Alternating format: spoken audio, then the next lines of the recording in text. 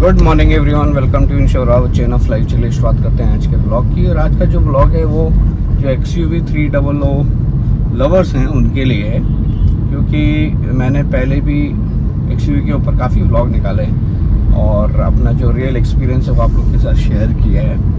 और जो मुझे पहले से फॉलो करते आ रहे हैं ऑब्वियसली उनको मालूम होगा कि मैंने जब XUV 300 लिया था तब से लेके अब तक उसके ऊपर करीब अच्छे खासे मैंने अपने एक्सपीरियंसेस शेयर किए हैं अबाउट XUV 300। तो आज का ब्लॉग भी उसी के लिए डेडिकेटेड है।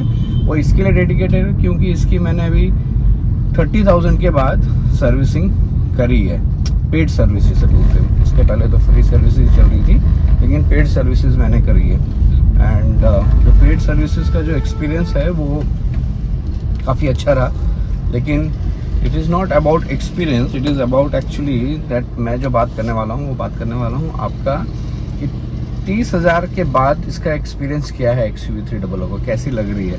ऑब्वियसली सर्विसिंग के बाद तो गाड़ी एकदम फर्स्ट क्लास हो गई। कुछ डेंटिंग पेंटिंग का काम था क्योंकि बीच में मैंने एक रूट चेंज किया था जिसके चलते काफ़ी टच गाड़ी पर लग चुके थे।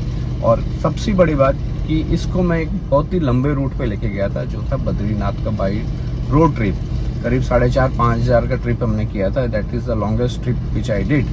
एंड उस ट्रिप में भी आप देखेंगे कि जो गाड़ी का जो एक्सपीरियंस है, जो थकान जिसे कहते हैं होनी चाहिए, वो थकान नहीं होती है। इवन 30,000 किलोमीटर चलने के बाद भी कोई थकान नहीं होती है। पहाड़ों पे जो इसका, अगर आप बद्रीनाथ की साइड गए हैं तो आपको आइडिया रहेगा कि रोड कैसी रहती है, क्या रहती है और कितनी टफ रोड रहती है, कितनी ऊपर नीचे रोड रहती है।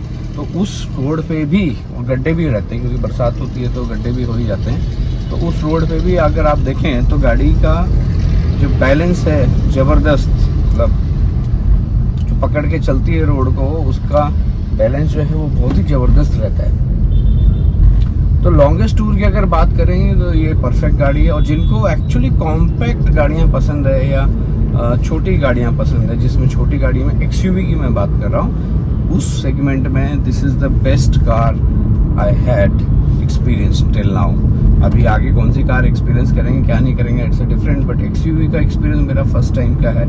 तो 30,000 चलने के बाद भी जो मेरा एक्सपेंस इसका सर्विसिंग का आया है वो 14,000 के आसपास आया था, 12-13 हज़ार के आसपास आया था। और ज़्यादा कुछ काम था ही नहीं, कुछ एयर फिल्टर, AC फिल्टर, ये सब चेंजेस हुए हैं। इसके अलावा और कोई चेंजेस हुआ नहीं है। तो इसके बाद भी अगर आप देखो तो एक्सपेंसेस उतने ज़्यादा नहीं है।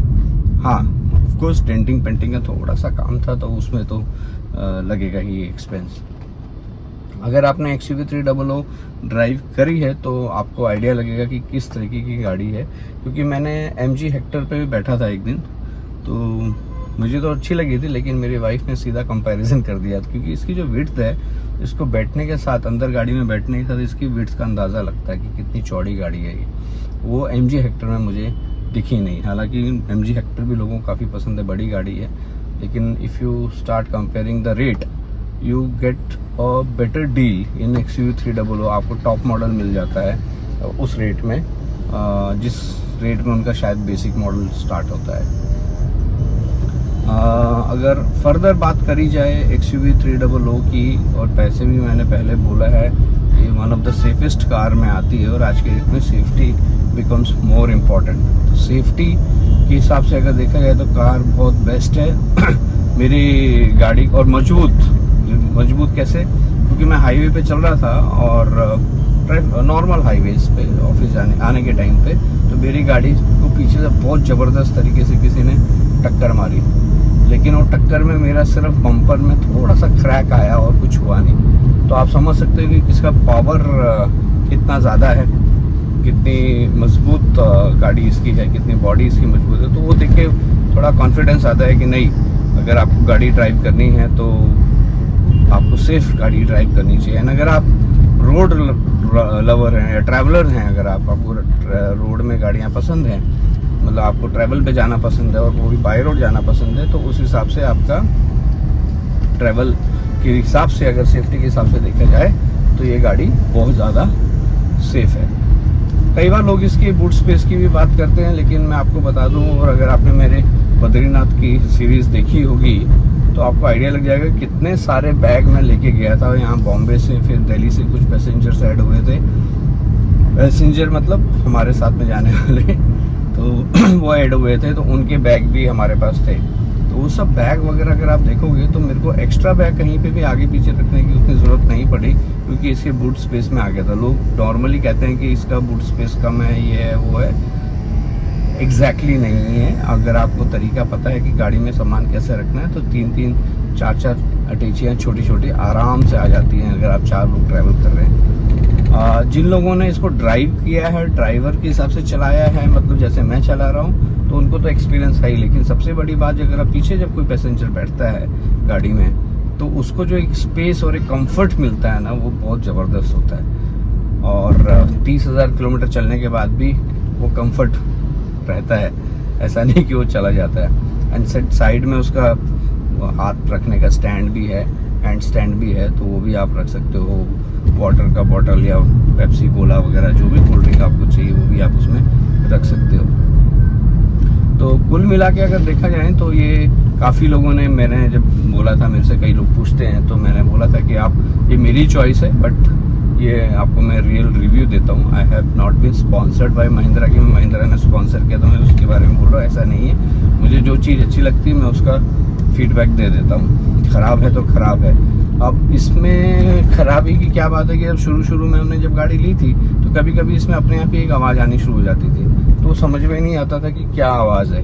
लेकिन कुछ टाइम बाद वो आवाज़ भी इसकी बंद हो गई थी, तो वो एक खास कमी निकल जाती है। स्कॉर्पियन का हमने जैसे देखा था कि वो वाटरफॉल के नीचे लेके जाते तो यहाँ पे लीकेज हो जाता है। हमने वही वो स्टंट किया नहीं, और ना ही हमें करने की ज़रूरत है, क्योंकि उसमें आप गाड़ी ले जाओगे फिर नुकसान होएगा, वो सब मैं नहीं समझता मुझे करने की ज़रूरत है। लेकिन अगर किसी ने किया होगा और कैसा क्या होगा ये आइडिया नहीं है। और XUV 300 स्कॉर्पियन के साथ तो मैंने कई वीडियोस देखे हैं जिसमें ये एक्सपेरिमेंट किया गया है।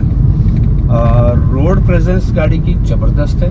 व्हील अभी जो नई XUV 300 आ रही है उसमें मेरे को थोड़ा एक ही चीज़ अच्छा नहीं लग रहा है कि उसकी जो टायर का साइज़ है आई थिंक वो 16 इंचज़ का है, और जबकि हमारी ये जो गाड़ी है इसका 17 इंचज़ का है। तो इससे थोड़ा गाड़ी का हाइट और प्रेजेंस में थोड़ा बहुत ज़्यादा फर्क पड़ जाता है। ट्यूबलेस टायर है तो आराम से आप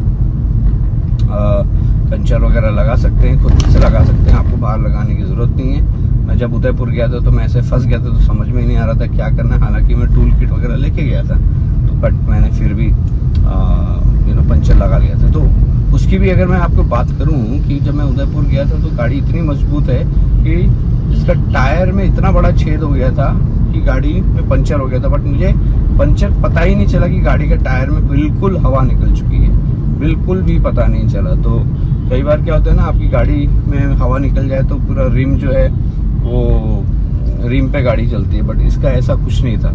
इसका एकदम मस्त गाड़ी चल रही थी। बाद में जाके पता चला कि गाड़ी में पंचर वगैरह हो गया है। फिर मैं उतर के ऑफकोर्स पंचर लगाया। और फर्दर अगर मैं बात करूं तो इसका जो कॉस्मेटिक है वो तो नॉर्मल है, लेकिन एक स्टैंडर्ड है, तो आपको एक फर्स्ट क्लास एक एहसास देता है पुराने ज़माने का। आजकल का कॉस्मेटिक्स जो हैं, एक्सेसरीज जो उतनी ज़बरदस्त नहीं, लेकिन अदरवाइज आप देखेंगे गाड़ी का। हाँ, इसका एक ड्रॉबैक बोलो या क्या बोलो, इसका जब ये कलर है, इनसाइड का कलर जो है that is white, almost white ही है, तो वो थोड़ा आपका गंदा हो जाता है। हालांकि मैंने इसको अभी शैम्पू कराया नहीं है, ऑलमोस्ट 2.5-3 साल हो गए हैं, बट शैम्पू नहीं कराया है। शैम्पू आपको कराना पड़ेगा जहाँ तक मुझे लगे, और जिस दिन मैं कराऊंगा उस दिन आप लोगों को भी बता दूंगा। तो शैम्पू की शायद ज़रूरत पड़ेगी। सो ओवरऑल 30,000 किलोमीटर चलने के बाद मैं बोलता हूँ कि गाड़ी ज़बरदस्त है। 30 क्या मतलब 32,191 दिखा रही है अभी चलते हुए। एवरेज गाड़ी की इतने सालों के बाद भी हाईवे पे 15 का एवरेज आ जाता है आराम से, 15-16 सिटी पे मेरे को 12-13 का एवरेज आ जाता है, तो हाईवे पे भी अच्छा एवरेज आ जाता है।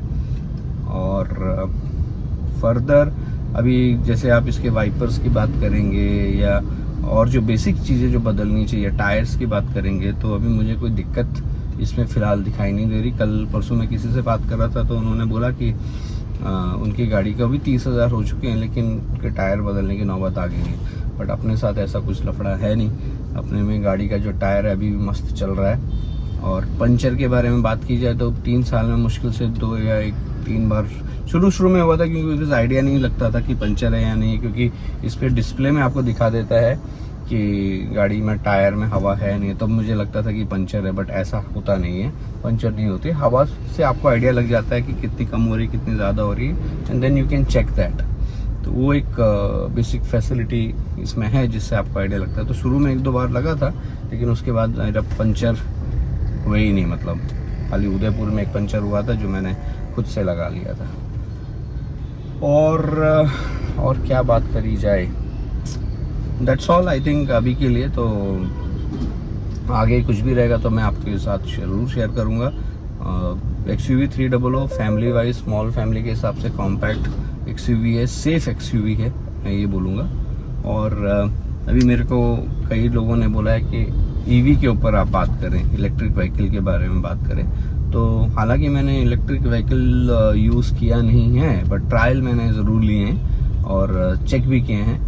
तो ऑफ कोर्स बैठा भी हूँ, तो उसका मैं आपको थोड़ा सा रिसर्च करता हूँ, उसके बाद आपको मैं उसका रिव्यू देता हूँ कि EV अगर आपको लेनी है तो कब लेनी चाहिए, क्यों लेनी चाहिए, क्या पर्पस के लिए लेनी चाहिए। क्योंकि कोई भी गाड़ी आप लो उसका एक पर्पस होता है, तो पर्पस के हिसाब से आपको लेनी चाहिए। जैसे मैंने XUV 300 ली, मेरा पर्पस ये था कि मैं ट्रैवलर हूँ, तो मेरे को बाई रोड गाड़ी चलाने में मज़ा आता है, तो इसके लिए मैंने सेफ्टी के हिसाब से मजबूत गाड़ी ली है। फर्दर आगे देखते हैं क्या होता है, महिंद्रा के साथ जुड़ेंगे या किसी और ब्रांड के साथ जुड़ेंगे, लेकिन अभी तक के हिसाब से Mahindra is the best and XUV 300 is the best. So चलिए इस व्लॉग को करते हैं यहीं ख़त्म। बने रहिए मेरे साथ Shiv Rawat chain of life के साथ।